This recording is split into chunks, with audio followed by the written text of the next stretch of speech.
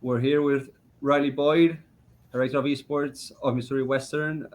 He's going to talk about his esports program and add value for us and for the international students listening to this. Riley, thank you so much for being here. Yeah, thank you for having me. Really excited to talk about our program and work with you all. So tell us a bit about your journey into ending up being an esports director here in Missouri Western. What was You your know, journey? I've kind of gone through a couple of different things pretty quickly. I'm finishing up my master's degree right now, Mhm. actually. So I'm 25. I just I graduated from Boise State University 3 years ago. I started doing production work for them, just doing Call of Duty commentary. Um, I got picked up to be a graduate assistant and head of production at Ottawa University. Um, my boss, after 6 months, took another job and it left me in charge. And I was the interim there, and we were really successful. Helped that team go to the national tournament and place in top four in that tournament, and things just kind of snowballed. And I came to Missouri Western to work in traditional athletics, doing sports information, and the position opened up here, and I applied for it, and it kind of worked out. I'm really lucky to have been at a place like this at the right time. For me, it's all been timing. I think a lot of this industry is all about being at the right place at the right time, not being afraid to kind of put yourself out there and be willing to say, hey, I want to do this. I enjoy this field and have ideas. So That's very early. And can you tell me a bit about more like the community, being like the students that are in the program or the incoming students or like the parents that are like on the Discord server? Like, can you talk about the community in general, how it is? Because it describes very well like how a program is. So that's why sure. I always refer to the community. Yeah, sure.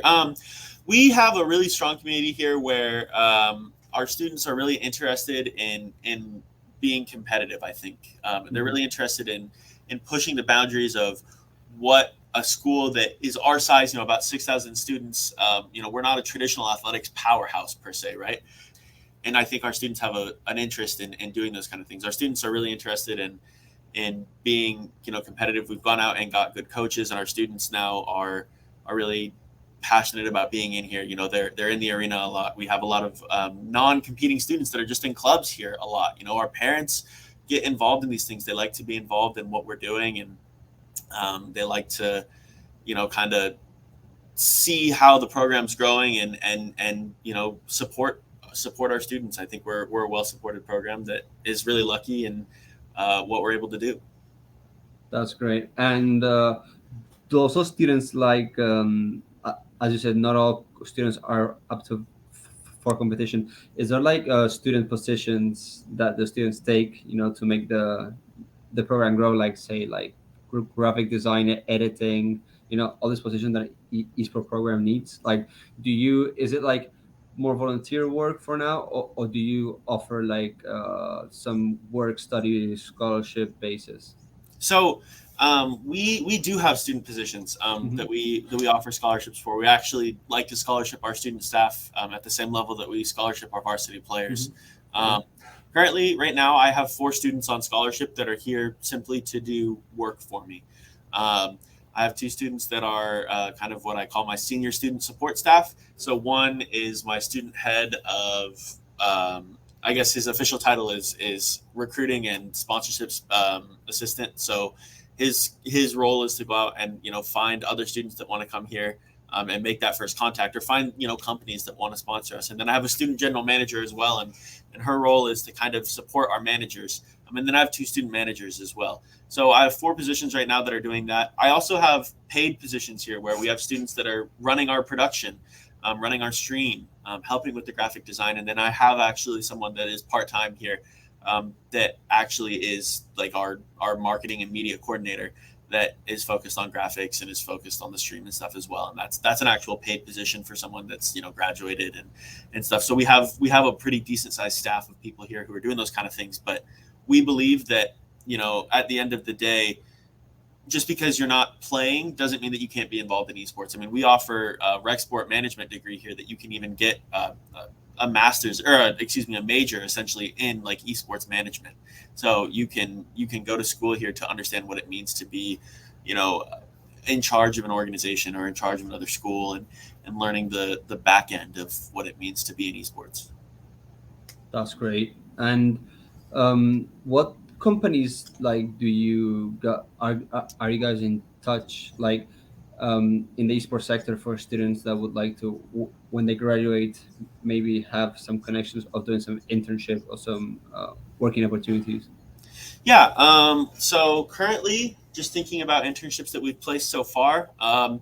I've had some students get pretty far in some organizations interviews, and then I had one of my graduate assistants who is like a student who's getting his master's degree.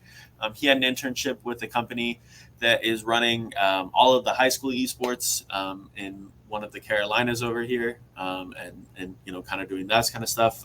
We have really good connections with one of the companies that actually helped design our arena, Esports Supply here, who help sell arenas to other schools, and help them design and help them get marketing and branding rights. We think that we have a really good relationship with them, and I think that there's opportunities to do internship placing there. Internships are so critical to Missouri Western and what we do. I mean, we are considered the applied learning school of the state of Missouri, so with our degrees, I mean, students are required to do observations and internships just to get their bachelor's degree. So there's a lot of opportunities to kind of get out there and get involved with people. And we think we have pretty good connections. We want our students to, go out and do those things.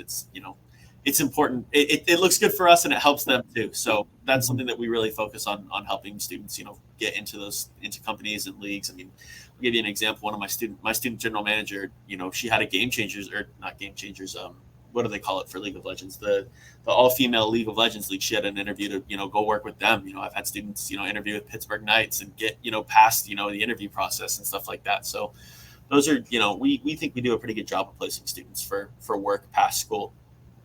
That's great and very important. So it's very cool. And like for infrastructure, like facilities, can Sure. you like inform the students because that's usually like they ask us a lot about those questions. So from this, from Missouri Western University, what is the facilities? Because like it's not like they like in the states universities invest a lot in esports facilities, and they're also very excited about that.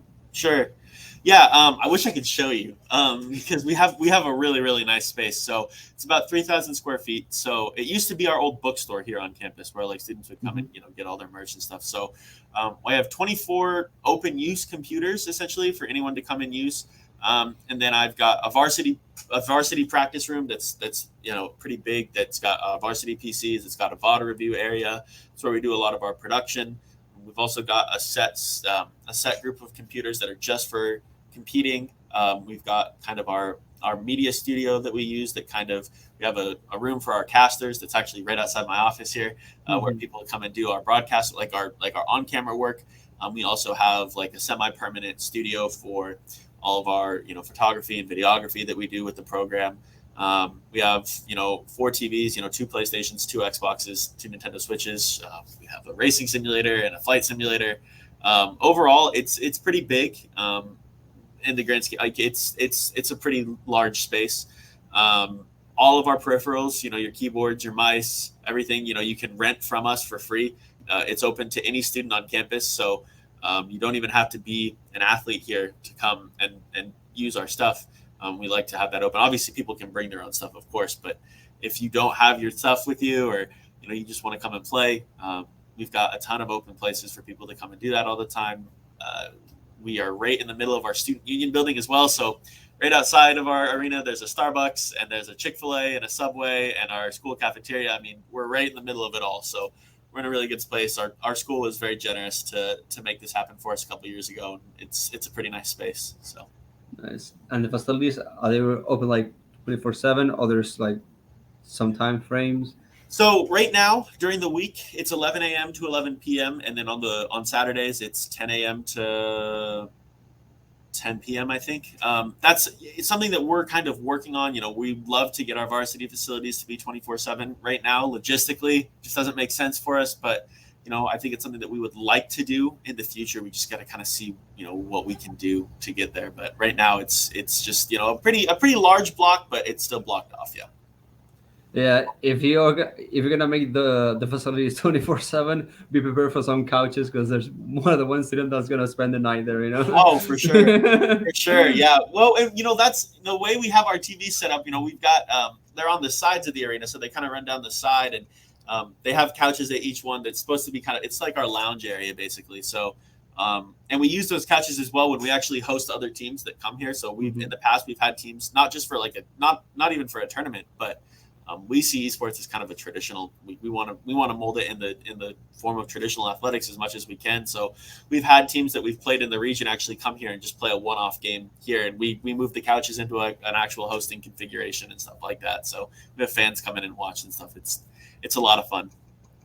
That's great. And so you guys do like online competition, but do you also take like your students to LAN competitions, or is it something that you're planning to do on more? Yeah, we have in the past. We've been a part of a conference in the past that had us travel a lot to the East Coast. For us, we don't think that that's necessarily the best way going forward. So we're looking at going to a lot of local competitions. So, like in the Kansas City area, we're about 40 minutes north of Kansas City. There's a lot of events that happen, just in that general region within a couple hours of us. North, south, east, west, all over. There's lots of different places that have different competitions. So we anticipate definitely traveling. We want to get our students in front of people as much as possible. We think it's important for them to have the ability to sit down at a computer right across from the person that they're playing and actually like have that feel of competition. Right, playing online only does so much to really get you kind of get the juices flowing and feel like you're in it. But when you can sit down in front of someone and like actually play against them and know that the person that is wants nothing more than to beat you is sitting right across from you, man, that's a great feeling. And that's something that we really encourage, and that's something that our program has really focused, and will continue to focus, is just doing things in person as much as possible. That's great. And as as an esports director, like what are the skills you want like students in your program to like have or develop once they graduate and go into the workforce? What are those, say, top one, top three skills that you want to focus on? I think for me, the top I have two things that are so important to me, right? Because at the end of the day, anyone can get good at a game, right? Like if you put in the hours, you can get good, but reliability and communication are just two things that I think um, are so important to seeing my students do well. And the students that I recruit, when I go and recruit a student, I know I'm going to have a good time with that student, like success wise. If they show up to their meetings on time, if they communicate with me, if they're not going to make it to a meeting, if they let me know that things are not working. So for me, students that are really focused on being responsible and making sure that they're communicating all the time, not just with me but with my staff, with my management, letting them know where they feel there's problems, where they feel they're doing well. I think that Mhm. those are the things that I have seen the most success with students that have gone on from my programs to compete and do well. It's the people that um, understand like just how to be, keep their commitments and be responsible and communicate. I think if you have those two things, you're always going to be successful because you're always going to have a program that's interested in you because you are the type of person that a director is going to want to have in their program. Yep, that's for sure. And something that parents always asks us about, like in Missouri Western, like with academics and esports, is it like what is the day to day of a student player, Sure. and how do they manage it? Like the schedule. Is it like, because parents are like usually a bit worried that the student has to go to university, do his classes, his Yeah. homework, his exams, and then practice and competition. How do they? Uh, how's that time management? Sure. So, we don't do practices until the evenings, right? So we try and keep our practices, 7, 8 o'clock in the evening, um, because we know students have homework and things like that. And we also have, for our varsity student athletes, we have required study hours. They have to actually come in to our arena and make sure that they're, sitting down, and we make sure that they do their homework. We do study tables with them and make sure that they're, keeping up on their academics. I do grade checks, every couple of weeks with their professors. So I know where all my students are at. I make sure they're going to classes. So I have access to all of that, and I make sure that I keep on top of those things. So I make sure that our students are, academically doing well. But for most students, they get up in the morning, they go to classes, starting, somewhere between 9, 10 o'clock, and they go to classes usually for, until 1 or 2. They'll eat lunch in there somewhere. The way that our school's set up is we only have classes Monday through Thursday.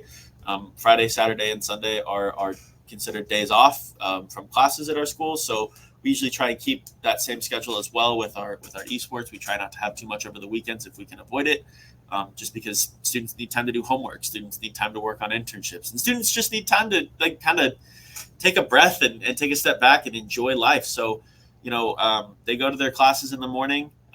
They eat their food. They do their study tables in here. They go to the library and do their studies, and then they come in the evenings. But for us, we know that the term, student athlete is how we see them, and we put student first because being a student is first. You're here to get your education. We want to compete and we want to win, but if you're not getting at least C's or B's, like, you're not going to be competing for us. We don't allow students that have bad grades to continue to compete. So it's really important to us to keep academics up. So Yeah, for sure. And when an exam or a presentation interferes with a practice, I mean a competition, be a LAN event or an online sure. tournament, like, what is the communication with the coaches and the professors, or like the students and the professors? Like, if they tell them in advance, they will let them skip it, or they have to tell you in advance, so you schedule the game. Like, how would that work? Well, what we found a lot of the time is a lot of students don't run into scheduling issues because we really try and move, like, work our stuff around their classes, right? So we keep our varsity program pretty small. Right, this semester we'll have somewhere between 12 and 15 students in our varsity program. And we try, just because right now we're only offering, Overwatch and Rocket League. Now that's going to grow, but we narrowed it down to focus, what we're doing, and kind of start from scratch and build it out. We try and accommodate our schedules to what the students have in terms of academics. Now, if there's an issue where there's an overlap, students, the onus is on the students to communicate with the professors and with myself, to let us know, like, hey, there's a conflict. We need to try and get this resolved. Our teachers here are really good about working with our students, trying to help them reschedule or find different times to do things. But at the end of the day, if a teacher says, no, I can't reschedule with you, or no, I can't work with you, I mean, the academics come first. If I have to play a sub because you have an exam or something, like, that's more important. I fully believe that, making sure that you take care of your grades and getting your degree is the most important thing that you can do while you're here. So, if there's conflict and there's no resolution, the academics just have to come first. There's no two ways about it. Yeah, that's for sure. And just to wrap this conversation, like, where Sure. can students find you, or the program on social media? Sure. Yeah. So Twitter is my, I guess, X now, not even Twitter. At Riley A Baller, RileyaABaller is my personal Twitter. I like to be pretty interactive. If you like Manchester United tweets as well, you're probably going to get a lot of those. And then for the program, we're just at Griffon_Esports. It's a big yellow flying lion bird looking thing is our logo. So. That's where you can find us. We're on Twitch, at Griffon_Esports as well. We try and stream a couple times a week with competitions once we're into the school year, and that's where you'll find us on socials as well. We always like to keep things up to date. We post all of our scores and all that good stuff. So That's great, Riley. Well, thank you so much for your time, and we stay in touch. yeah, most definitely. Thank you so much.